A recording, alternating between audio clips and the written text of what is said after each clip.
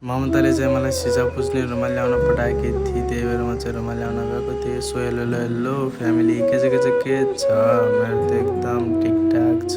रुमाल लिएर म चाहिँ ममताले काम गर्ने ठाउँ जाँदैछु। ममताले काम गर्ने ठाउँ पुगिसकेको छु म चाहिँ। अनि म त चाहिँ भित्र काम गर्न लागेकी चाहिँ म चाहिँ अब यहाँ बाहिरै बसेर वेट गर्छु। अनि म त आएँ भने म चाहिँ रुमाल दिन्छु।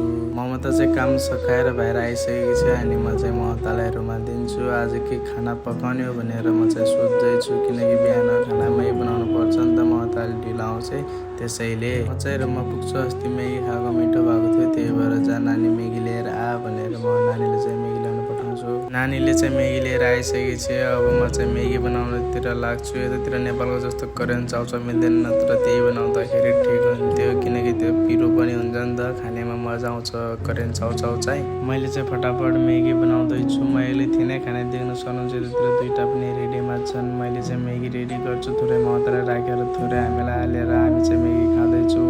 आजको लागि यति नै। मेरो प्रेमलाई सब्सक्राइब गरिदिनु होला। Thanks for watching my video.